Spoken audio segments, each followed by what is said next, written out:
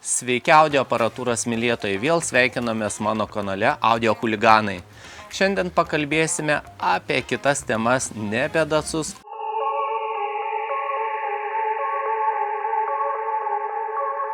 kurias noriu apžvelgti kartu su jumis. Praeitame videoje vienas iš mano sekėjų paminėjo, kad užsiciklinai Martynai ant dakų. Taip, tai yra mano silpnybė, mano hobis, dakai ir aš mėgstu juos apžvelgti, pažiūrėti, iš ko jie susideda, kokios dalys buvo panaudotos, kokios technologijos, kokie čipai, kokie transportai ir mane tai kabina. Bet audio sistema nesusidaro vien tai dakas, yra ir kitos dalis, laidai, stiprintuvai, kolonėlės ir visa kita. Tai neužsikabinam vien ant dakų, šiandien apžvelgsim ir kitą temą.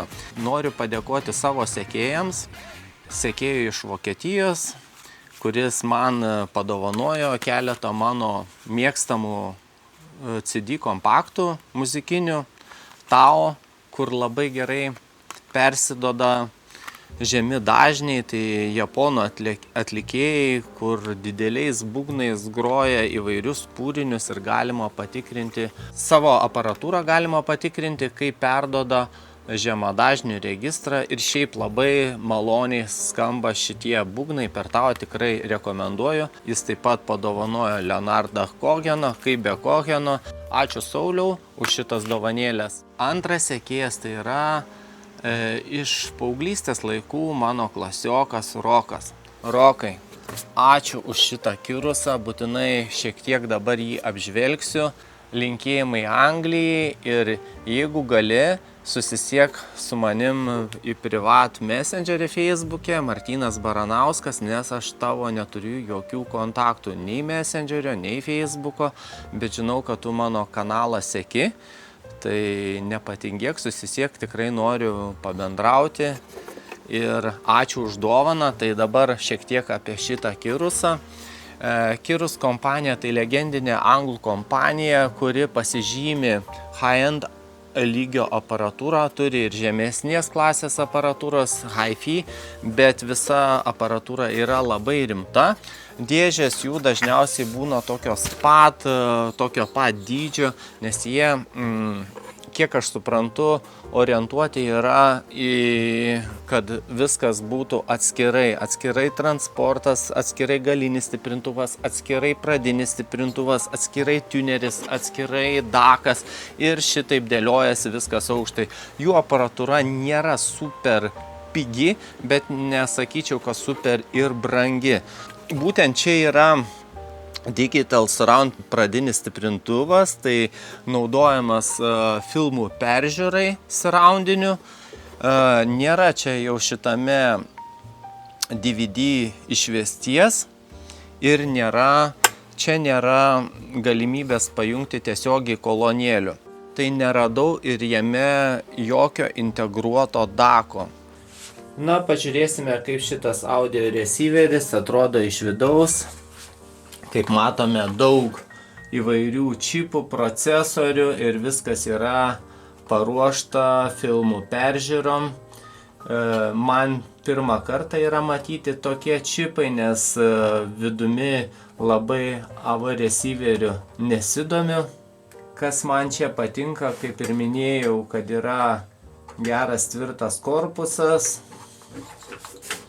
geros kokybiškos RCA jungtis, labai kokybiški yra optinio kabelio įvestis, kirus toroidinis maitinimo šaltinis, elektrolitiniai kondensatoriai, šitie du Elna.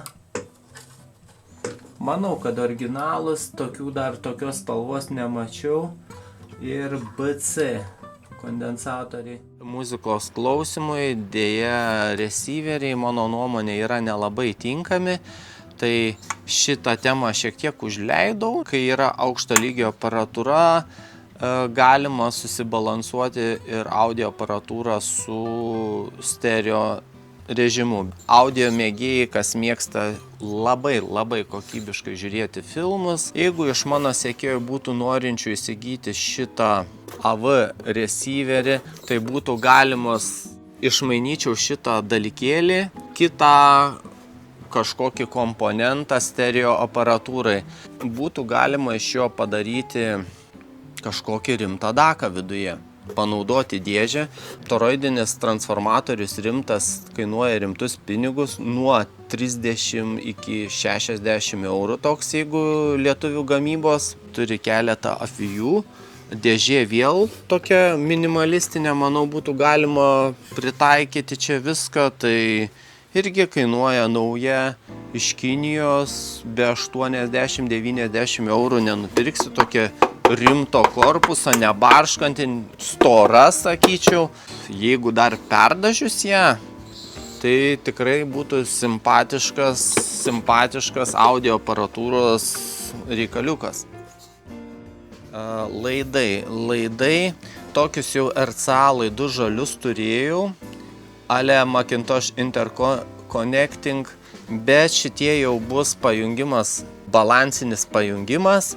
Žiūrėsime, kaip jie suskambės, nes turiu Tiulę L150. Perdarysiu savo laiku SS 9038 Pro, kad turėtų išėjimus ant balansinių jungčių. Ir pažiūrėsiu, kaip jie skamba, nes RCA žali laidai va šitokie, nepasakysiu, kad ten jau kosmosas kažkoks, tai kažkas labai. Dar kartą pasikartosiu, tai nėra Macintosh, tai yra kinietis. Prisižiūrėjau vieno YouTube kanalo ukrainiečio, kuris taip pat išbandė šituos laidus, būtent RCA. Manęs jie nenuvylė, nenuėmė kokybės. Tai, sakykime, tas pats kaip taskeriai C128, gal plius minus kažkoks braižas šiek tiek kitoks. Ateina laidai nebrangus, iš karto su jungtimis. Būtent šitie buvo dėl jungčių brangesni. Šitie trumpi gal 30 eurų kainavo, kažkas tokio. Jokingai, kai būna kinietis parašo Made in USA. Kad ir būtų parašytų Made in Čina ir uždėtų savo logotipą, tai tikrai nepagadintų nuomonės apie juos, jeigu kokybiškai padarai gaminį. Koks skirtumas dabar, kur kas gamina. Kai bus dakas su nebalansiniu išėjimu, stiprintuvas yra, bus įdomu paklausyti ir apžvelgti jų skambėjimo kokybę. Ačiū, kad stebėjote mano kanalą. Iki susitikimų kitą kartą. Iki, draugai.